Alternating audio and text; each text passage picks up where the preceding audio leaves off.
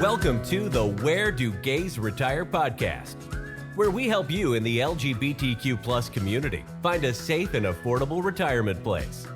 Join Mark Goldstein as he interviews others who live in gay-friendly places around the globe. Learn about the climate, cost of living, healthcare, crime and safety, and more. Now, here's your host, Mark Goldstein.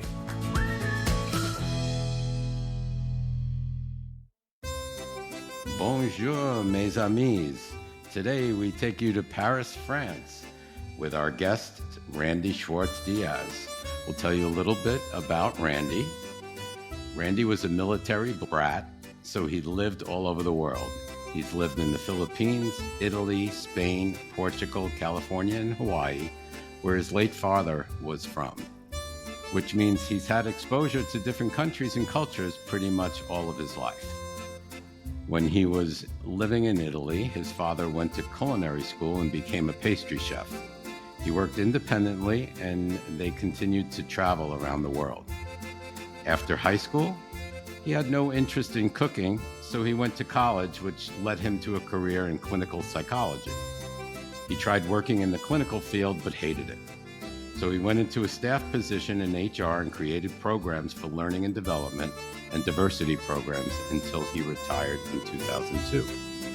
Circa 1980s, I remember those days, he decided to go to San Francisco Culinary School as a hobby during his downtimes. Guess it was in his DNA. When he retired in 2002, and he ran a cooking club which included cooking demos as well as bringing in other cooks from local chefs to share family recipes and to provide cooking demos. He's helped chefs develop menus, took part in wine and food pairing events, wrote restaurant reviews, assisted in test kitchen developing recipes, and even created a few weddings, all short-lived endeavors. His husband and him have been together for 45 years. That's a lifetime. Congratulations. And that 45 years, they made it to a point to travel at minimum once a year. Their philosophy was to travel to places while they're still young and able-bodied. So they went to places like Antarctica, walking safaris through Africa, hiked the jungles of Indonesia and New Guinea. But living part-time in Paris gives them a great opportunity to make short trips, example, Barcelona for the weekend or Switzerland. Wow, that's a great thing. In fact, they just returned from London, Barcelona, and Deauville in the past month alone. When they retired in 2002, they found themselves living in a routine life and decided in 2008 to move to Paris part-time, well, let's say 7 months out of the year. He has his own blog, www.parismissive.blogspot.com. He makes no money from it, but he does it as a hobby. Sounds familiar? He's been splitting his time between Paris and California, going on 15 years. They love their lifestyle and they're very thankful every day. They would guess in about 10 years they'll settle down, but for now, they'll continue doing what they do best. Welcome, Randy. And Thank you. I'm going to tell the audience a little bit about Paris, quick facts, and then we'll get into our deep dive questions, okay? So Paris is France's capital. It's a major European city and a global center for art, fashion, gastronomy, and culture. Its 19th century cityscape is crisscrossed by wide boulevards and the River Seine. Beyond such landmarks as the Eiffel Tower and the 12th century Gothic Notre Dame Cathedral, the city is known for its cafe culture and designer boutiques along the Rue du Faubourg Saint-Honoré. Saint-Honoré. Did I say that okay? Honoré? Yeah. Okay, thank you. So welcome, Randy. Welcome to the podcast, and you're welcome. And tell our audience where you moved from and why you chose to live in Paris, and which cities did you visit before you decided actually on living in Paris? Okay, we'll start with why we moved to Paris and what brought that about. When we retired in 2005, we had a home in Lake Tahoe. So we decided we want to get out of the rat race and move. So we went to Lake Tahoe and spent 5 years there, and I started up some cooking stuff and classes. We were already retired at that time, but we led a pretty sedate, normal, predictable life. Then a friend of ours came and visit from France, and he said, "Well, why don't you try to live in Paris?" Now I had lived in Europe for many years, and I didn't want to go back to the European lifestyle, but my husband really wanted to try to live abroad, learn a second language, and see what it's like to live totally immersed in a totally different culture. So we said, well, let's give it a try for 7 months and we will revisit after the 7 months. So we did that in 2008. And we did that also because we were so young when we retired, we didn't have really good health care. And we knew that there was a possibility of getting really good health care in France for like 1/8 the price we were paying in the US. Wow. So yeah, so well, we'll get to the healthcare part later. So that'll be interesting in itself. Okay, so you moved in 2008, and by Correct. now I would think both of you are fluent in French. No one's ever going to be fluent unless you're born here. I'm pretty conversational. I know I can speak pretty well when I get in a bitch fight with somebody on the metro station. That's what So matters. that I can get an argument with people. I know I'm okay. But I can't sit there and have a political discussion, but I can cuss you out. Right. Okay, that's good enough. That's good for me. Okay, tell us, geographically speaking, where is Paris located within France? Well, in France, it's sort of the north central. But if you look at all of Europe, France, I mean, I'm not, when I say France, I'm sorry, I mean to say Paris. It's really westernly, it's center in the western of Europe. So it's easy to get to places from Paris because it's sort of the geographical center. So it makes it easy for us, for example. I mean, when you hear us among my community say, well, we're going to Barcelona for the weekend, or we're going to Lisbon for the weekend, or going to whatever for the weekend, it's not unusual to hear this, but if you hear this people saying or talking about this in the US, it's like, my God, they're being extremely pretentious. But the reality is it only takes us an hour and a half on train or on plane to go to literally to Barcelona. You can take a flight there for an hour and a half and you're there for the weekend. So it's really easy. That's Centrally amazing. located. That's amazing. And I understand flights are pretty inexpensive as well. And Actually, trains are more expensive than flights, believe it or not, That's because what I they're hear. just short jumps. Like we decided, because of all the plane brouhahas this past summer, that we were going to take only trains. So we actually took a train ride, which took us 6 hours from Paris to Barcelona 2 weeks ago. And flight time, it's usually about an hour and 20 minutes. But we decided we didn't want to Okay. chance all the cancellations and the big problems they've been having here in Europe with delayed flights and canceling flights, which is horrible. We didn't want to deal with that. Trains are always reliable, but trains are more expensive. Okay. And those are the high-speed trains, right? Like Very the high speed. Renfe or... So high speed that when I'm getting on the window side, I can't look down. It'll make me nauseously sick. I have to look up in the air because it goes so fast. Wow. That's amazing. We don't have those here. No. I wish we did, actually. I think Europe has such a far superior infrastructure than we do. We're just, even though we have cities and we have local, some of our cities have subways or light rail. We don't really, other than Amtrak, we really don't have any high speed or any transportation that'll take us from place to place other than plane. And the beauty of it is Yeah. because you're going from train station to train station, they're usually in the center of town or somewhere closer to town. Jack and I don't own a car. So we can go to Deauville, we can go to Barcelona, we can go to, like, I don't know, Nice, Marseille. We'll literally be in the city and we don't need to get a car. All we need to do is maybe get on a bus, go to the hotel, and roam around. And we do not like to drive. So for us, it's perfect. I'm with you. I'm totally with you.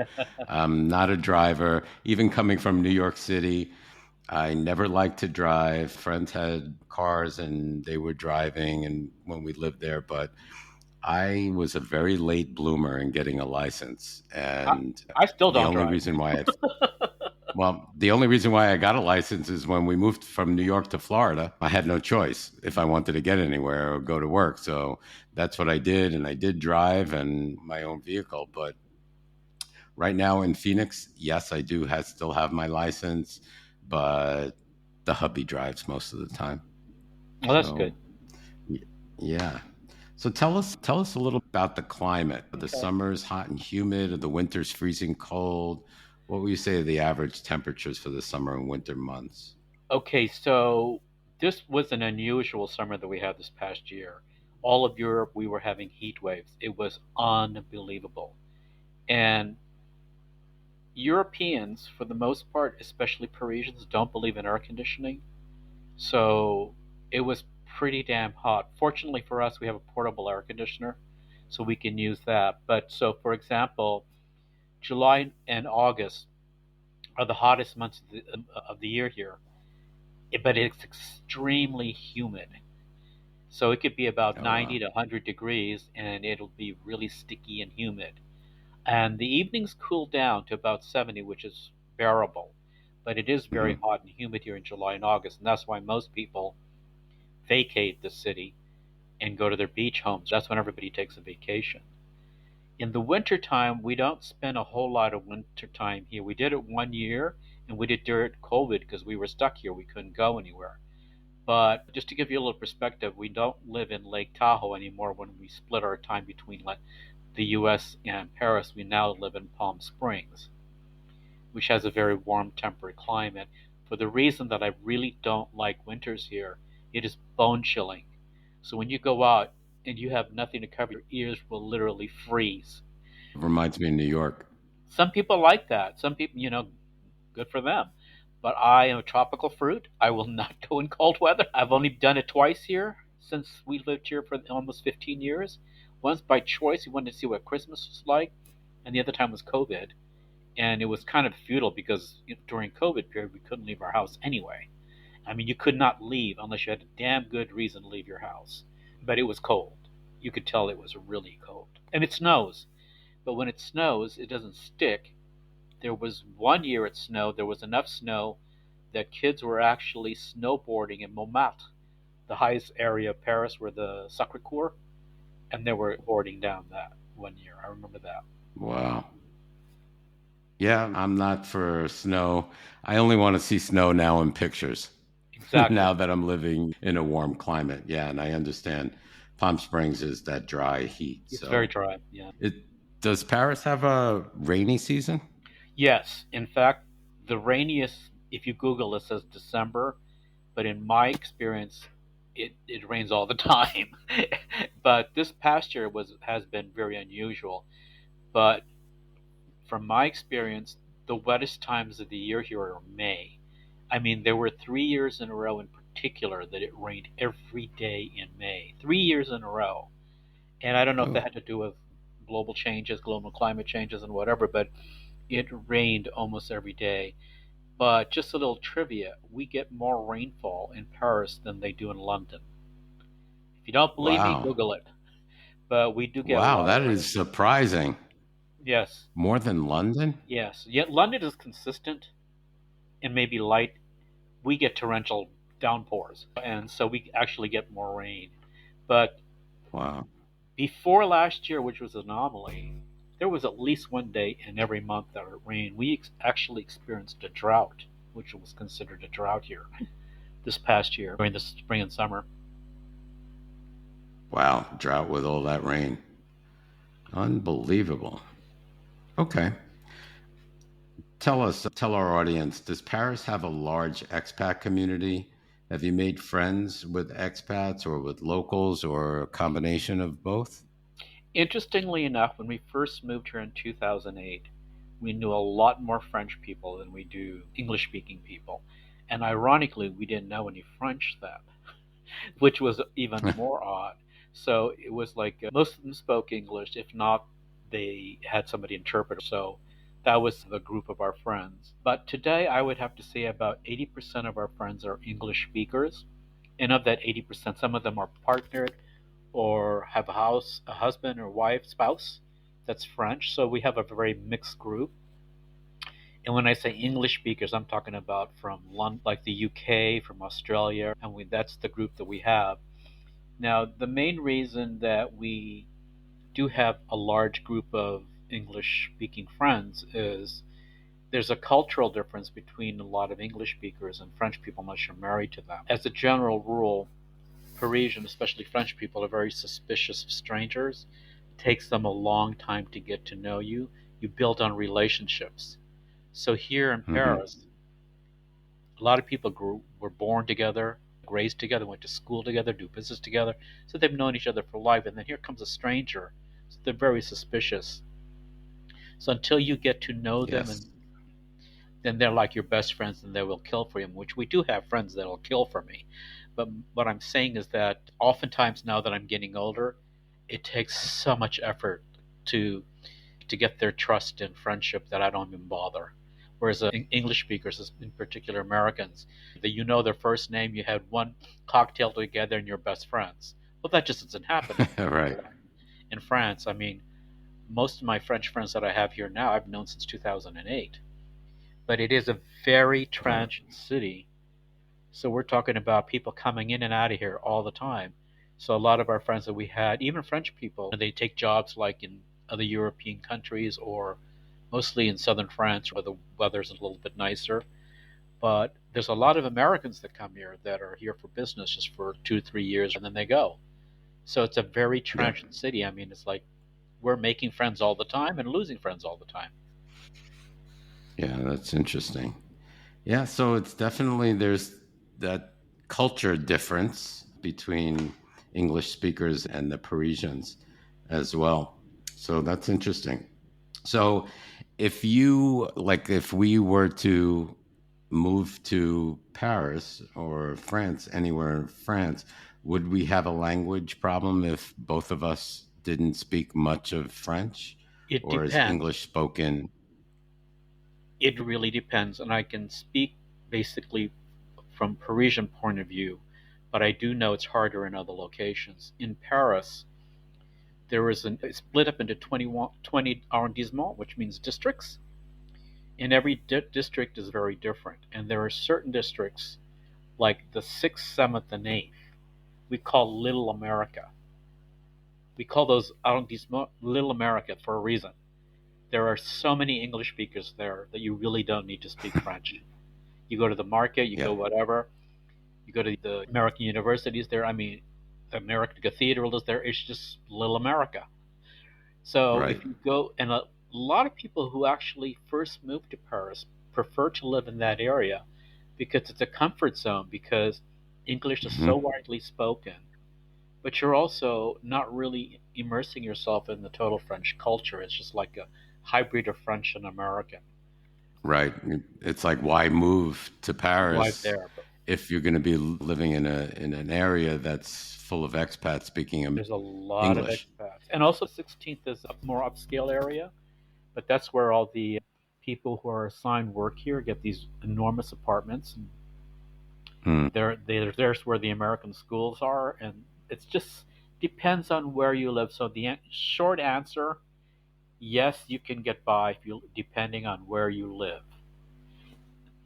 But for us, we lived in Montmartre, and because it was a tourist area, and this is in 2008, when English wasn't spoken much by the young. It's only been in the past 10 years that English, French people really want to learn English, and especially the younger ones, because believe it or not, sometimes your promotion can hinge on the fact that you speak English or not. And I taught English for a little bit as volunteer, and I've also Hmm. had French friends that said, "Help me with my English because the only way I get promoted is my English has to improve because we're talking about a global economy and what's the language of industry. If I see Americans walking down the street or English speakers walking around the street in our neighborhood, they're lost looking for the Eiffel Tower for sure. Right. 99.9% of the time they're lost because we live by the Eiffel Tower, but live far enough that they're lost. Yeah, and I don't blame you. I don't blame you at all for wanting to live in and immerse yourselves in the culture and in the language. That if you're But not living in everybody can do a that. Like, for example, some people who are very uncomfortable, then I would suggest you go to an English speaking area and then slowly start moving it towards the more French areas. Right. Yeah, I mean, it's comfortable at first because you don't know the language as well. But if you're there for the long haul, I would think you would want to move into a more French area. French area. Yeah, as absolutely. What's the vibe between Parisians and Americans? Is there? I remember there used to be this vibe where I don't know. There was, I don't know if it was animosity or the Parisians thought that the Americans were just elitist. What do you think? What do you I think that's think, all if about? anything, the French people think Americans are crass, not elitists. Not at all. Okay. First of all, looking at me, most people don't think me as being American. Even when I open my mouth, even when I speak French, when I speak French, they think I'm Vietnamese French from the escape from Vietnam. Where am I going with this? There's the when we first moved here, there was some animosity in terms of like, look at those stupid people. And the service was always really bad. And if you were American, you were treated differently. This is going back 15 years ago. But then every year the government had a program. It was really a stupid program, if you ask me, but it had to be done. And up until about just before COVID, they did this program where there were classes and instructions on how to be nice to people, how you can be Wow. nice to tourists, because there people were just so rude to so many different people. So over the years, I've seen it changed where people are, especially young, they're really changing and they're really starting to embrace the American culture and the whole nine yards. But still, you've got the older people that are still very suspicious, and we still have it today. I mean, it was just a month ago. We were with a group of Americans at a restaurant, and we were actually told to lower our voices down because we were seen as very loud and crass. Wow. So I guess what I'm trying to say is that the new generations are picking up more on the culture, and they're moving towards those times, learning English, looking at it as more with they'd like to, because of the new music and everything, they're sort of into that now and the whole nine yards. But up until COVID, there were literally a pamphlet that would go out to all the businesses and say, this is how you're to be nice to, or how you can be nice to your customers, how you can, because tourism is very big here. You've got the highest number of tourists ever come anywhere in the world comes to Paris before anywhere else. I think it's a couple, but something like outrageous. It's the most visited city or country in the world. Now I think it's Yeah. Thailand, but I'm not sure. They're sort of head in head. But my point is, attitudes have changed because it's being pushed by the government and also because of the young people. So that's my answer, and I'll stick to it. Oh, thank you. I know I don't think you have a pet and you don't transport a pet, but do you know anything about relocating a pet? Like if we were to move to Paris, how would we go about I don't shipping think our pet? we don't own a pet primarily because we travel way too much, and it wouldn't be fair to the pet. But I do have friends that do have pets, and they told me they've never had any problems. They get their own little passport. They're flying like a passenger. I'm not the expert, so I really can't answer that. But based on what my friends have told me, it's not that difficult. I heard it's much more difficult in taking a pet into the UK, but Okay. to France, no. Okay. And how about living in an LGBTQ community? Is that important to you? And if so, do you live in one? Or does it matter at all in Paris? Or is it everything live and let live type? Well, I'll give you a little story. When we first moved here, we moved to and lived in the Montmartre, and after that, we lived in Le Marais. Le Marais is a very upscale gay area. That whole area is where all the gay bars are and the whole nine yards. It's also an old Jewish area. So you see the remnants on Oh, Route wow. 258. There's a lot of old synagogues there and whatever. So it used to be called the Swamp, and ever since, of course, the gay people moved in, it's been upscaled. I mean, it's really a shishi place to be. And so we lived there, and I'm from San Francisco originally. So when we lived there, it was like being on Castro Street 24/7. It was like, Wow. okay, I think we're getting older. We need some sleep. We don't want to hear. Every weekend it was a big party around there, the whole 9 yards. In fact, the Yeah. bars are spilling out with people out in the streets. There's a bar called Cox, COX, excuse me. Okay. And if you saw that bar, they were spilling out in the streets, blocking traffic. There were just so many people every weekend, starting Friday, Saturday, and sometimes Sunday. So we do have a very large LGBT community. Now, going back to your question, would I feel more comfortable living there? I've lived there. I was very comfortable, but I don't need to live in a LGBT community. However, as a gay person, you have to be aware there are some places that you wouldn't be moving to, I don't think. The 19th and the 20th arrondissement are a little bit iffy because I had a friend who's Dutch, blonde hair, blue eyes, tall, and he had an Arab boyfriend, and they got assaulted in the 19th Oh, for being gay, and it happened a couple of years ago. But there are some areas that I would probably say you have to be a little stay bit out more of. careful.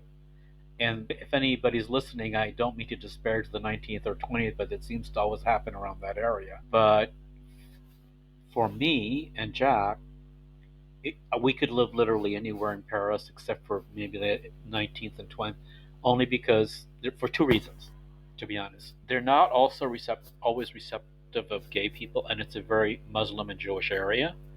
And number two, there's a lot of friction between the two.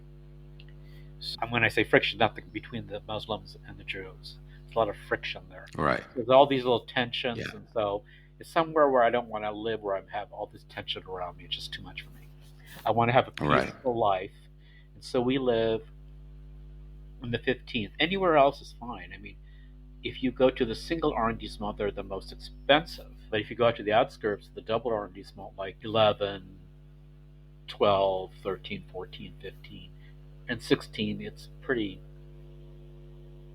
safe. As a general rule, it's safe. You know why? Because people don't carry guns, no guns, and Yeah. if they're going to do any harm to you, they're just going to push you. They're not going to kill you for your wallet. They're just going to push you. Right. I'd rather have the pushing than being stabbed or being shot at. Well, knives are not outlawed, are they? Knives are not outlawed, but their knifing is very rare here. I think it happens in the UK a lot, but not here in France.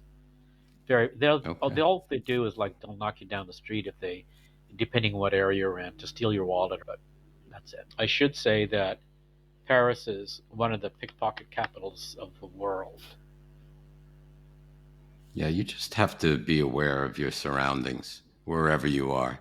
Not even Coming that. from New York City. Yeah, well, not even just that. You have to take even more precaution. Like I lock my backpack because 2 months ago my husband Jack got pickpocketed after 15 years of living here. It's never happened Wow. before. We're old veterans. I've known friends that have lived for 30, 40 years, and they let their guard down once or didn't close their bag, and they got pickpocketed. So what happened to Jack was we got on the metro, and it looked like the entrance was quite clear. Then a group of kids came towards us like a mad rush, and we knew at that time these are pickpocketers. So he held Yeah. on to his wallet, and I pushed my way through and got through.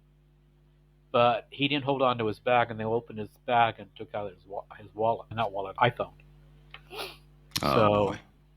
that just That's so happened 2 months quick. ago. So what I do is I put a lock on the little zipper thing onto my other thing, so there's no way, and it's slash proof. So every Wow. time It's amazing we have to go through that. well, it's like any big city. I mean, it happens in Barcelona, it happens in Italy, it happens in New York, San Yeah, Francisco. absolutely. Yeah. So I should say, I know there are gay bars in Paris. Paris is such a big city, but are there a bunch of gay bars and they in a certain area? Are they in that gay area Yeah, mostly? the gay bars are typically in one area, the third and the fourth. There might be one or two in the 11th. That's all in the same area.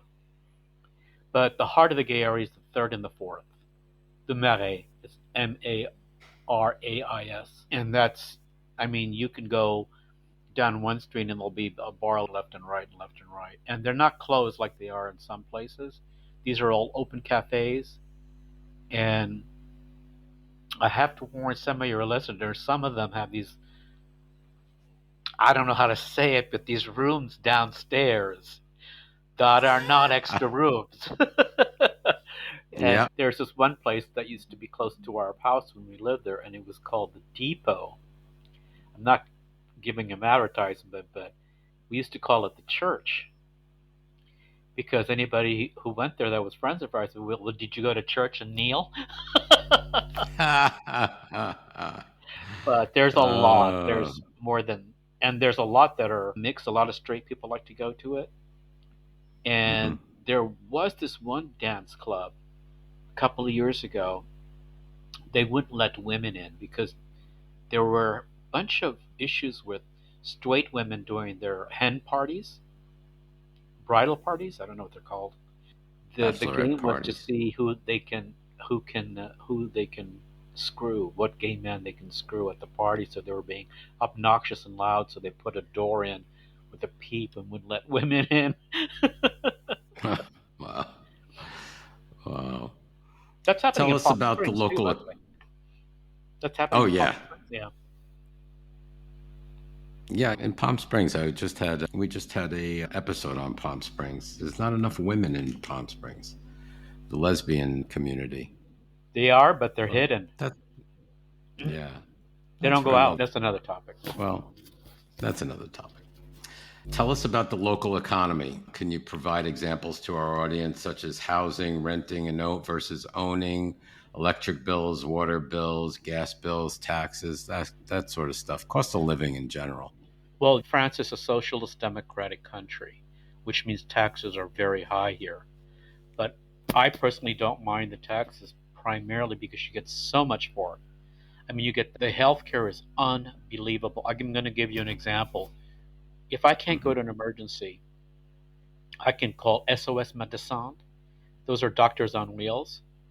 I can call them. By the way, I'm on speed dial. So I just call them. And they're at our apartment within the hour. And they've got all the necessary tools to give me a test. House calls. And I'll give you another example. One of my friends had major surgery. And a nurse would come to his house to change the bandages every other day. Or every day, I don't remember. And there was one day she couldn't make it. So they hired a cab to go pick him up and take him to the hospital and back, all paid by the government. Wow. Another example, I won't go into the details with my medication, but when I was living in the States before 2008, I had no pharmaceutical. So I was spending, say, $200 for medication like this.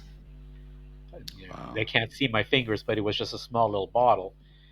And it was $200. I came to France and asked them if they had equivalent. They had the exact same thing, larger, for $12 without insurance. So, Isn't that crazy? Healthcare is crazy. Now, as a city, Paris is extremely expensive. I'm not going to lie about that.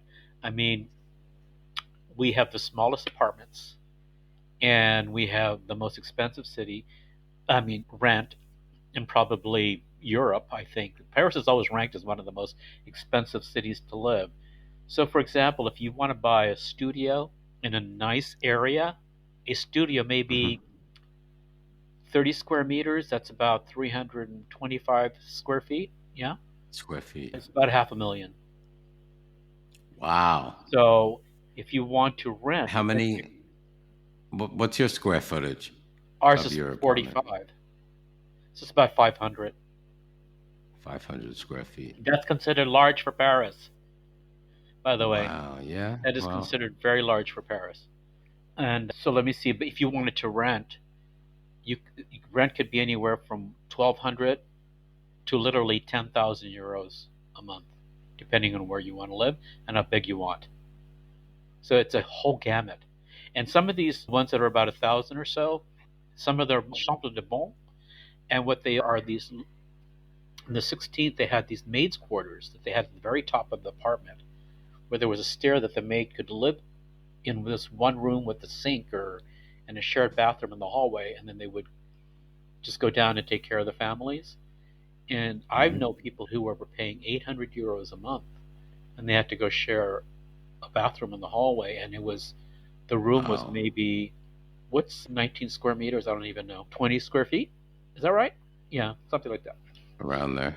Yeah. Yeah, I've gotten used to That's square meters. unbelievable. I can't. And then Do you rent or buy? we just rent. We don't buy here, We rent. Okay. Yep. and And primarily for inheritance. how about your electric bills? They're about €50 a month. Well, that's not too bad. And electric is pretty high, I understand, in Europe. Electricity is very expensive here. Everything that we have here is electric.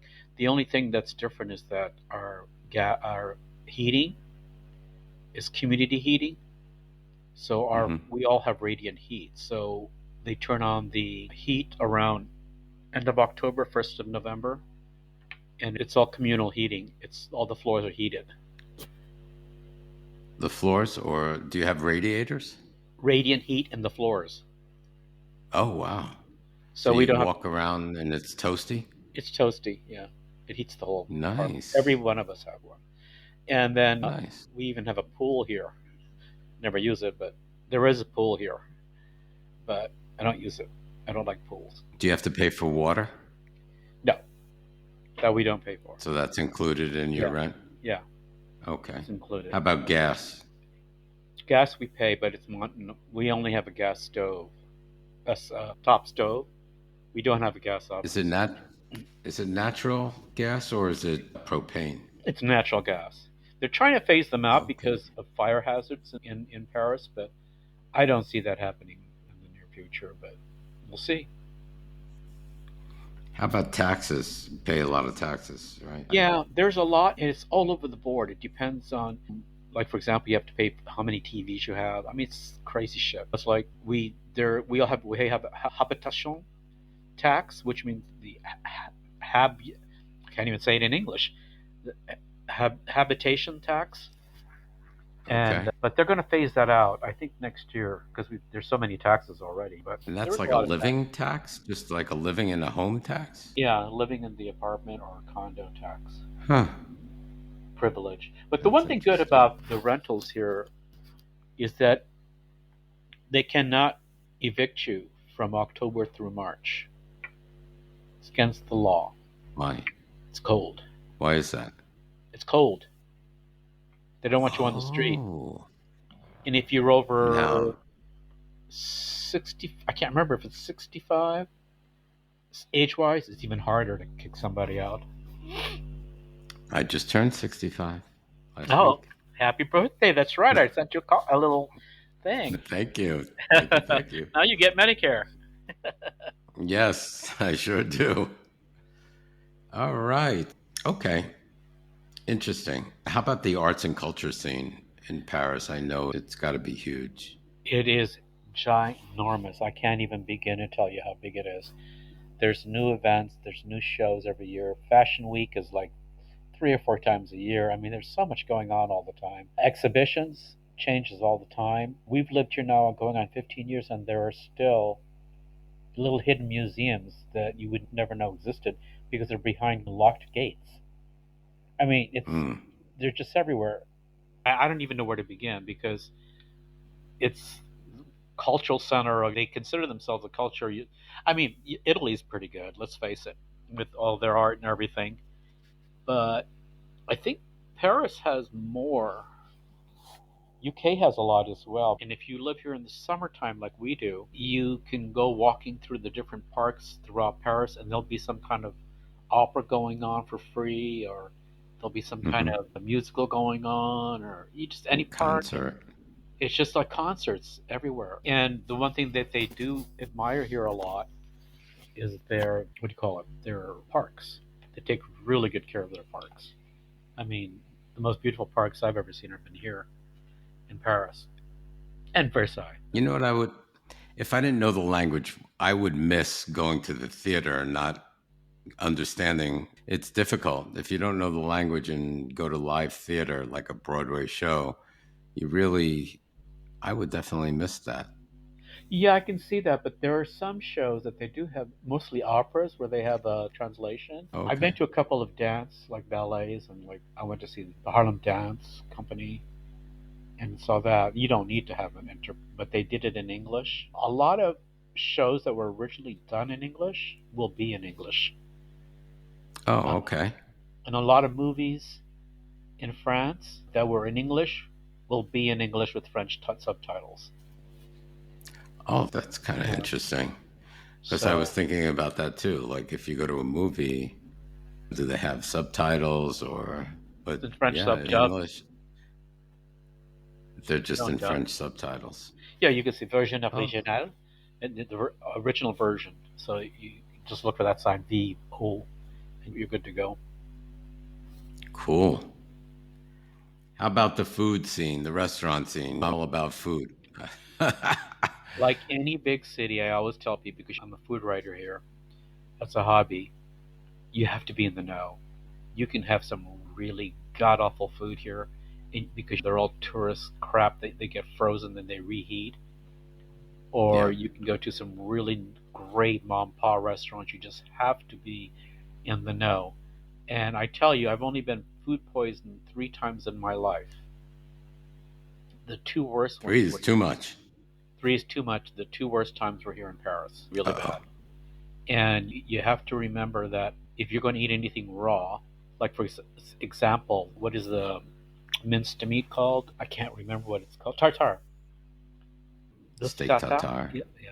And you always ask if it was handmade or machine made. If they say it's machine made, don't order it, because it's going through a machine and some of the stuff still stays there. Make sure it's hand chopped.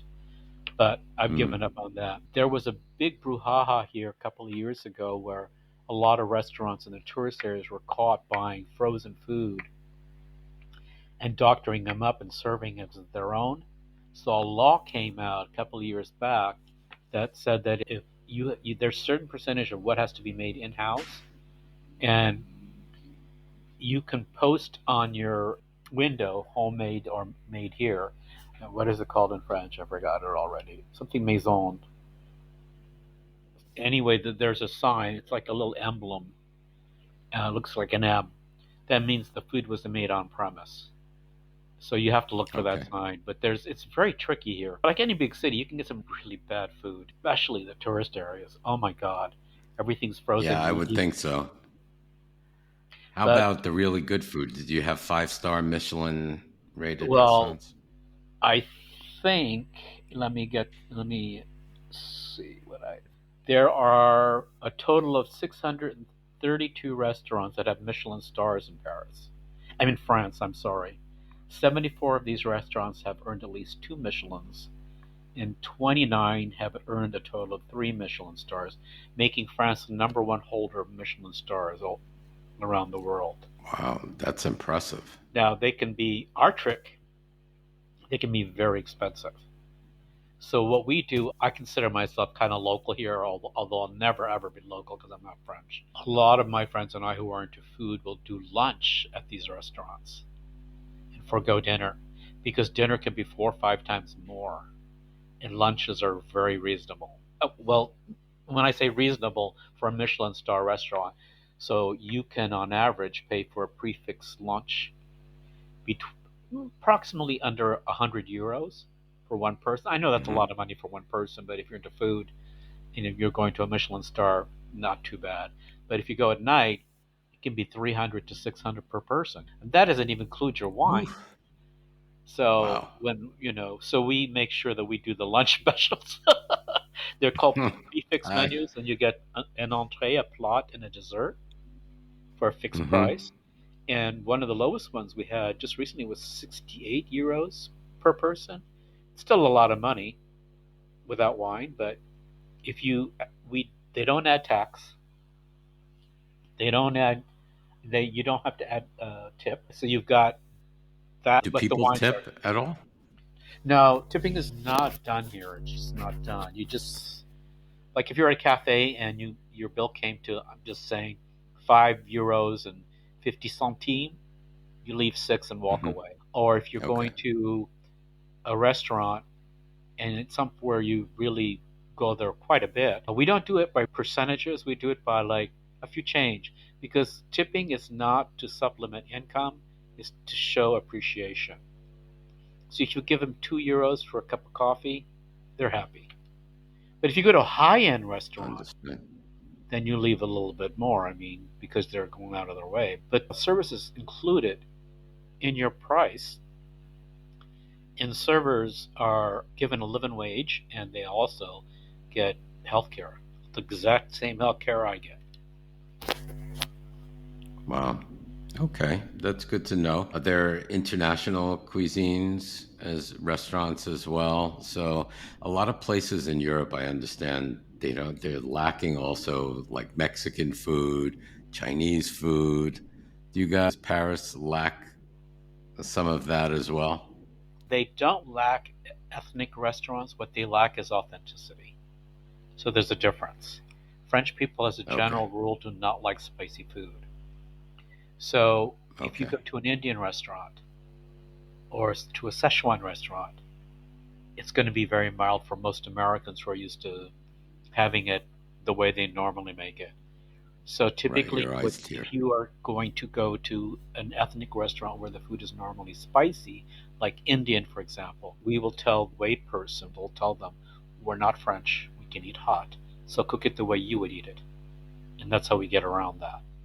Doesn't always work, but at least try. Right. But there are a lot of ethnic restaurants.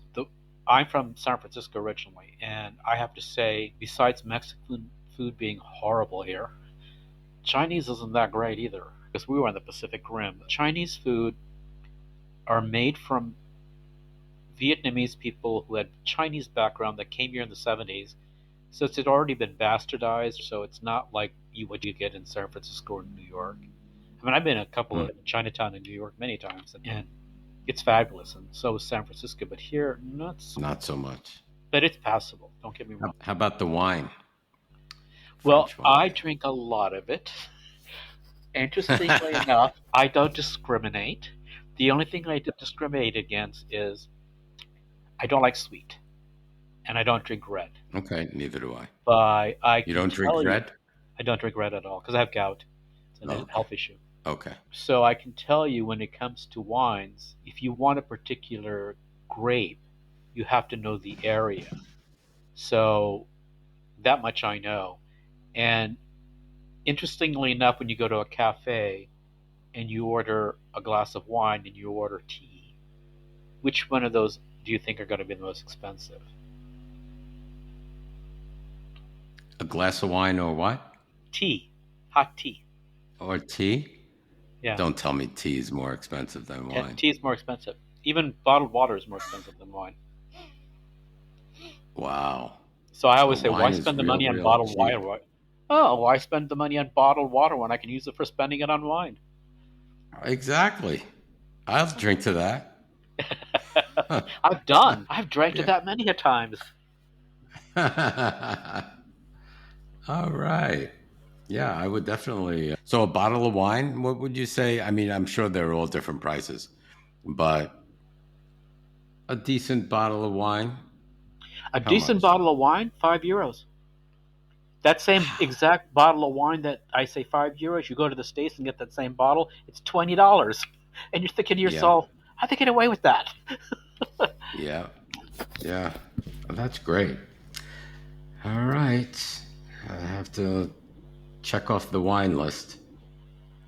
Tell us about public transportation and the traffic situation. Do you need a car if you're living in Paris? Not Or at can you all. get around? Do they have subways and Oh, we have buses and subways, we have trams, we have buses, we have what they call the little commuter buses, electric buses. I mean, we have scooters, we so many different kinds of scooters. We have car share. I mean, there's so much crap because the mayor of Paris, Hidalgo, is trying to make the city green and bike friendly. So in the past, I would say 5 years, they're building more bicycle paths, hmm? includes scooters, electric bikes, and our bikes are you can pick them up on the street, and they can either be electric or manual. I always get the electric if I do it because Why do the work when I don't have to? Right. But we don't own a car. We don't like to drive. So this is the perfect city for us because we take literally public transportation everywhere. And the problem is, since the mayor is trying to make the city green, she's closed down a lot of the roads that used to be one of the main, like a lot of the roads along the Seine. She closed them off. They're no longer roads. They are now walkthroughs, walk thoroughfare for Mm, bicycles and I like that. pedestrians and stuff like that. And even some of the old train stations that aren't being used, she made it like in New York. They have the park, above ground park, Mm, so they have yeah. that. So it's becoming a very green city, and you see something that I'm not used to yet because when I go out now, I have to look left and right for bicycles. I never used to have to do that before because now there's so Get many run bike over. lanes. You will get run over, and there's we have the So right of way, but they don't believe that. is your neighborhood like, is it self-sufficient where you could walk to the grocery, Oh yeah, walk to the pharmacy, walk to a doctor, oh yeah. and get all of that in your neighborhood? I could be born here, be raised here, be schooled here, get my bar mitzvah here, get everything here, all I need here, and never leave the neighborhood. I can have Wow. my ceremony done here, my cremation done here. Never need to leave our 2 block. Well, actually, it's more than 2 blocks, but I'm just saying that every arrondissement is fully contained. Fully contained. Wow. I mean, See, one that's time I had. great. That's what Oh we're yeah. missing. One time I had to go get an X-ray because I had a kidney stone, and I called the day before, and they said, "Is it an emergency?" Yes, it's an emergency. I'm in pain. They saw me then and there, and it was right across the street. The X-ray That's place. unbelievable. That's incredible. See, You have to that's what come to see you it. know I what? can't describe it. Yeah, when I retire, that's what I want. I want to live in a place where I could walk everywhere. I don't have to take a car, or even taking a subway or a tram is not bad. But being able to walk to your pharmacy, being able to walk to a local restaurant, oh my God, that's like a dream. But Paris is so small that it only takes you 20 minutes, or on the average, or half an hour to go from one end of the city to another. I mean, you can walk across Oh, Paris is in that 4 right? hours. So we're not talking Oh, about a wow. large city, the city center. It's a small area. So when somebody goes say, "Let's go to a restaurant," they're there. When you say that, I Yeah. think of like Boston, the size of Boston. Yeah, it's just more congested because there's like under 3 million people in Paris, but the city, the greater Paris area, around including the little suburbs around it, are about 11 million people. Wow, that's a lot. A lot of people. Yeah, Okay, but yeah, it's something that we all look for is being in a neighborhood that's self-sufficient. How about the crime? Would I be afraid of going out at night, walking my dog, or I know Paris is a big city, it's a big metropolis. Is it's a it like very. Sorry. No, I was going to say, is it like here in the States? Do I have to watch my back and stuff like that? It's not like the U.S. You don't fear. You're not afraid. I've known women friends that walk 2 o'clock in the morning from the metros, never accosted, nothing. We don't have violent crime here is not a thing here. There's a lot of posturing when some guys want to be feel macho, but they will never hurt you. I mean, when I say hurt you, they're not going to intentionally commit violence on you. The only ones that are going to do that are the pickpocketers, and the only thing they're really doing is really pushing you. They're not going to hit you or harm you. There might be a couple of spats between two teenage girls, but that's about it. I mean, it is a very safe city, unless, of course, you go to some areas where you shouldn't be. And I can tell you, I wouldn't feel safe walking around there. They wouldn't feel safe walking around there, but you would be there anyway as an American. Right. So, That's like anywhere here also. yeah. You have to kind of know where you're going into. You don't want to just walk into trouble. Yeah, but tourists So, would not go there anyway because it's like right. I'm trying to use that as an example. Tourists are not going to go up to where we live in San Francisco, like into the big slums. They're just not going to go there. It's too far to get there. First of all, it's like Right. Okay. Tell us about healthcare. Oh, healthcare. As far as the healthcare, there's both public and private, right? Just like in Europe, everywhere else in Europe, basically. Yeah, health. I can't say anything bad about the healthcare system in France. I mean, it's the best I've ever experienced in my life. I mean, I'm a hypochondriac, so I'm an authority on healthcare, and you'll never get turned away. If you don't want to go to ER, they'll come to your house. If you tell them, like for example, in the U.S., I'll tell my doctor, well, I think I need to get this and that, or my doctor will say I need this and that, and they'll say, well, you'll probably need to get approval from your healthcare provider. It's Hmm. unheard of here. I'll give you two examples. When my husband had to go to ER for some health issues, he went into the ER and he did not have insurance at the time. We just our first month here, and he never goes to the hospital. So it was with them. So he goes there. The first question is, "Do you have any ID?" And sit down. We'll have somebody see you right away. Within 5 minutes, the doctor came out of ER, and he was there for 8 hour observation, MRI, CRT, the whole 9 yards, tests up the wazoo. Wow. Okay, and then Jack said, "Where do I pay? What's my bill?" He was like really worried it's going to be a couple of thousand. We got the bill, and I think it was 150 euros. Hmm. 150 euros, which is, That's incredible. and then for me, I thought I was having a heart attack, but it turned out I had gas. But I went to ER anyway. And the first question was that they Okay. asked me Yeah. was, "Do you have insurance?" Second question was, "How are you going to pay?" Then they triaged me. Then I sat in the waiting area and I went up to them. I said, I'm having a goddamn heart attack here. Isn't somebody going to come and see me?" I was just sitting there for I don't know how long before somebody came out to see me. And that just wouldn't happen here. It just would not happen here. And I've had a friend that he called SOS Medicina, the doctors on wheels, because he wouldn't go to the doctor because he's a typical man, straight man, and so his wife, my friend, said called them, and they came to the house. He brought all of his tools and everything, did blood work on him, had his runner come and get the blood, take it to the lab, and within an hour, he was diagnosed with sepsis, and he was in the hospital within an hour. That hour of diagnosis. They need to really examine when they say universal health code. What does that mean? Because no one's denied it's a privilege in the states, but here it's a right. In fact, you can't live here in Paris Right. or France unless you have health care. And you can get health care through the government, or you can get your private, or you can get both. But you have to have health care in order to get your residency card here. Right. That's what they say. It's not a privilege, it's a right to have, which is quite different than what we have here. That, It's amazing. I can tell you the okay. differences. It's just amazing. And the hospitals are like top-notch hospitals as well. Yes, they are. There, some of them are top notch, but and I'll be honest with you, because a lot of French people don't believe in air conditioning. There are some hospitals that don't have air conditioning, which is beyond me. Ooh, And wow. especially in the summer and whatever, they just don't believe in air conditioning here. Well, yeah, it's the culture, what they've grown up with, I guess. But They I'll just have to write superstitious that down belief. in my notepad. I need a air-conditioned hospital. I They do exist. wonder if that's all in Europe or it's just I in think it France. is because I noticed. Well, it's Spain because it's so hot there. It's much hotter than Paris. I mean, in They may Barcelona, have. they have air conditioning. Yeah, because it's so much hotter. Right. Okay. Yeah, that's a good point.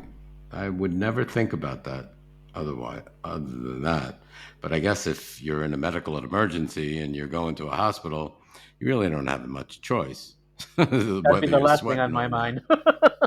Right. Exactly. Exactly. What do you wish that was in Paris that you don't have, that you may have elsewhere? Well, this is going to be the silliest thing in the world, but the one thing I miss the most when I come back to Paris is my disposal. Kitchen Your disposal. disposal. Yeah, garbage Garbage disposal. disposal. Yeah, the thing in the sink, Sink. right? Yeah. Yeah. Isn't that weird? And they No, don't have that in Paris? no. They don't have the infrastructure for it. So that's the one Okay. thing I miss the most because it's like You have to be careful you're not going to clog up the sink and have to call the plumber and all that. That's what I miss the most. Yeah, I'm so Trivial. used to that. That's like, yeah, that's a given. Okay. Do you know how to obtain a visa? Is there a temporary residence that you have to go through? What does that lead to? Can you get permanent residency? And if you apply for citizenship, when does that happen? Well, I'm going to talk about it generally speaking because it's changed so much over Hmm. the years, and especially with COVID. I'm used to have to go through an inquisition. They got rid of that, and used to have you had to take a French test. I think they've changed that you have to take it no matter what age because they basically said they waived it if you're over 65, I think. So there's a lot of different changes. I'm just going to give you the general. We got ours so long ago, I don't even remember. So I'm just going to give you the general. You can apply for a long-term visitor's visa, and you have to apply it in the U.S. And then when you come here Hmm. to France, you have to activate it within 3 months. And in that 3 months, you're going to get a health test for tuberculosis, basically, and you're going to need to apply for show proof of insurance, either going through the government or getting your private insurance, because you have to have healthcare insurance in order to become a resident here. Then you will get your. I mean, I'm simplifying this, okay, very general, and then then it's going to renew the following year, and again the following year for 5 years straight. After the fifth year, then you qualify to get a 10-year long-term visa, which is as good as a green card because it almost guarantees you get the next one pretty easy. And you apply for that after the 5 years. When you get the 10-year card, it makes you eligible to apply for French citizenship if you wish. My best friend did it. I opted not to do it just because, but who knows? Maybe by 2024 I might just actually go for my French citizenship, but I don't know yet. But that's the easy thing to do. That if you retire, okay. But if you there is a retirement visa, but I'm not familiar with that one at all. And there's also like some of my friends do work on the side, and I believe you have to. I would hire an attorney for that one because I'm going to be honest with you. The word bureaucracy comes from the French, and they make bureaucracy like no one else knows how to do it. When they ask you come in with a stack of paper about that high, and it's really bizarre. I mean, it's just like you're sitting there. How did they go through all this paper? And to give you a really great example of the bureaucracy, it took them 9 months to change my name. They had it inverted. Wow. So it was my first name was Diaz Randy, and Oh God. all they had to do was go on the computer and type this, but no, I had to go to the police And station, just change it. stamp a piece of paper, went God knows where, then I had to go somewhere else, stamp another paper. 9 months later, they finally corrected it. And that's the biggest employer in France is the government. They have to have Yeah. everybody doing a specific thing to keep them employed. So the bureaucracy you see here is horrendous. If you ask anybody that's a resident here, ask them what they went through, they will make you cringe. So you would definitely recommend hiring an attorney and I maybe would if you don't an speak French. accountant that could help you with taxes. Yes, I would, especially if you don't speak French, because Right. it can be even if basic French, I think you can get by because they ask you very general questions at the beginning. But as you get more and more complicated, why chance it? For all you Right. know, I mean, I think I speak French pretty well, but I won't go to. I stopped going to French-speaking doctors a couple of years back. And a funny story, if I can digress a minute. I went to this gay hospital in the Marais. Yes, they do have gay hospitals here. Wow. And so I walked in to see a dermatologist, and I went up to the receptionist and the woman, both like could be models, unbelievable. So I walked in and told them who I was, and they said, "Sit down, we'll call you." They called my name. Mr. GQ receptionist comes in and opens the door for me, then closes the door and says, "You in French, you need to take your clothes off." And I said, "Who are you? You're the receptionist? You're asking me to take my clothes off? You're the receptionist." And he goes, "No, I'm the doctor." And I'm going, "Oh, holy crapola." He looked like a GQ model, and he was so young. And They don't have screens where you can change. You just drop your clothes and then put you on the slab. And I'm sitting there going, you're looking at this decrepit old body while you're so gorgeous and young. And I'm sitting nervous. And then I asked him, he asked me in French, what is it? What's the problem? And I said, j'ai saucisson sec. In French, that means I have dried sausages. But I meant to say, I have Oh, dry Lord. skin. J'ai pas sec. And just like, That's so funny. so it was, I said, I can't go to you anymore. And it says, this is the first and last time I need to find an 80-year-old dermatologist that's 5 foot flat and wears bifocals. Because I cannot go to you anymore. Voilà, there's my story. That's so funny. That's so funny. Okay. What would you recommend, or what would you tell our audience if they're thinking about retiring to Paris? This is what I always say. If you have a dream, do it. Life is too short not to do it. You're going to face obstacles here, but the reality is, it's like going through boot camp. Once you finish that boot camp, it's like a catharsis, and you're part of the group now. You're part of that group that had to go through hazing. You're part of that group that had to go through so many inquisitions. You just become like you worked for it, so enjoy it. You've seen from probably my Facebook posts, I have a very good life here. A very good life here. We socialize. We don't socialize at our homes because our homes are small. So cafes are a meeting place for us. We started the cafes, usually for like aperos, which is cocktail time for Americans, but our cocktail time can start at 6 p.m.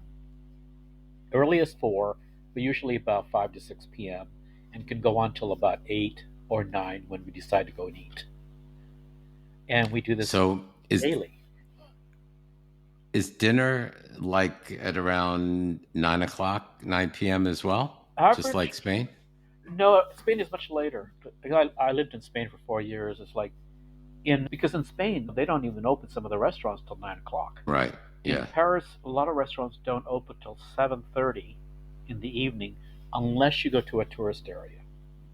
So at 7:30 is when they open. So the earliest I would say that we go out to dinner is 7:30, which is very rare. We usually go 8 o'clock or 8:30, and in the summertime, when the sun goes down at 11, it's not uncommon to have dinner at 10, 9, 10. It's not uncommon Wow. because your day is much longer, and people start their day longer here. So when you talk about commute hours, our commute hours are very different than America. Our commute hours are between 6 and 8 p.m. Wow. They're much Yeah, I'm later. like in 10 p.m. I'm in like my second dream. Oh, I wish. Time to go to bed. I don't go to bed till 2 in the morning. Yeah, I'm But sure my hours would change if I moved to Europe. well, when we go to Absolutely. Palm Springs, the craziest thing is my friends will say, "Let's go out and have dinner," and I sure show. I pick the restaurant, and they go, "Yeah, what time?" And they tell me 5 o'clock, and I'm going, "Wait a minute, 6. are we going to cocktail or are we going to dinner?" Right. No, we're going to dinner. Exactly. Or I'm going that's to lunch. cocktail. That's cocktail hour. Yep. I So hear you.